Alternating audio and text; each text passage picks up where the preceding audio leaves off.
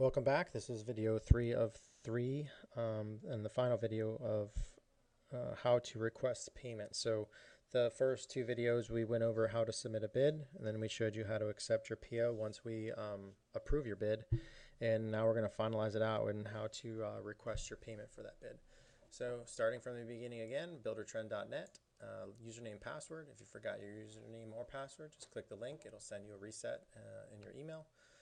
Go ahead and log in. Once you're logged in, brings you to your dashboard. Defaults by having all jobs listed, selected. Again, if you want to work a certain job, you can click a particular job, but we always work from all jobs.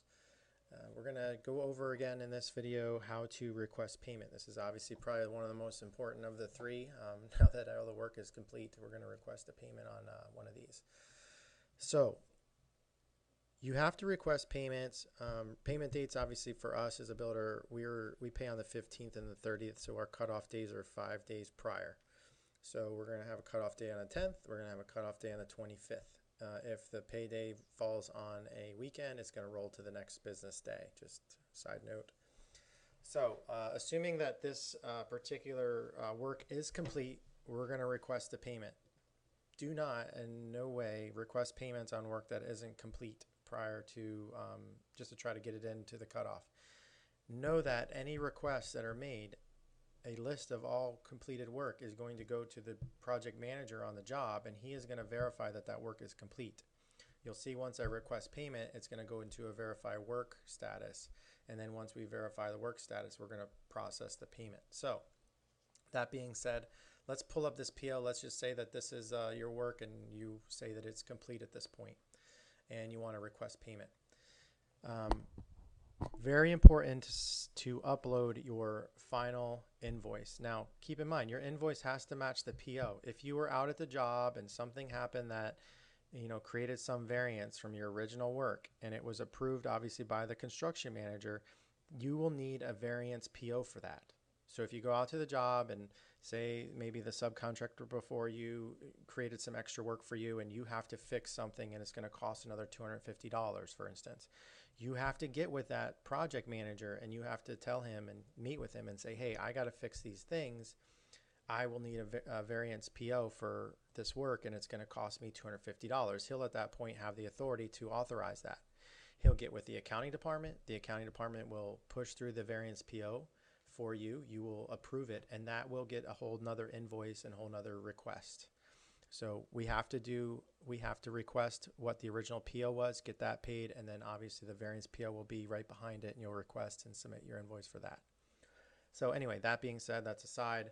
Let's just assume that there was no changes and there wasn't any additional work that had to be done. We just want to get paid for what we originally were contracted to do.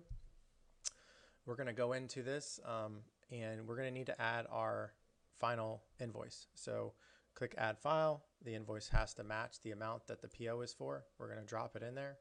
We're going to upload it.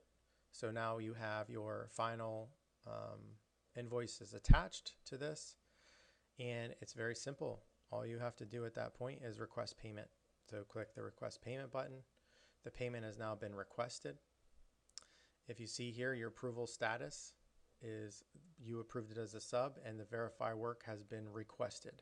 This is going to kick to the project manager automatically on his iPad to verify that your work has been done.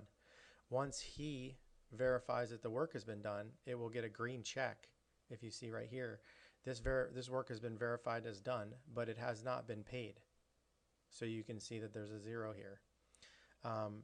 So this particular one that we just did, we just requested that the work be verified by the manager of the job.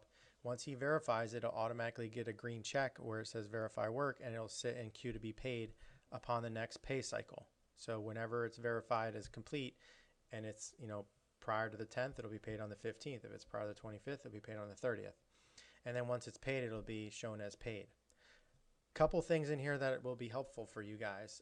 You may want to look at stuff that is not paid and update your results here. This will show you like everything that's open and not paid. You can also look at anything that's under sub review. Update your results. This is everything that we're kind of looking at, to review. In this case, there isn't anything under sub review. that again, under sub review is you reviewing. If you want to look at stuff that has been partially paid, you can click that. You can look at anything that has not been paid again. Let me clear this out real fast. Do this again. Anything that has not been paid, update results. Anything that's not been paid comes in. It also totals it out so you can actually see like what you have in outstanding. Anything that has been fully paid, update results. That stuff will show also. This was a test that we ran through. And anything that's under sub review. So you can see anything that you have to review.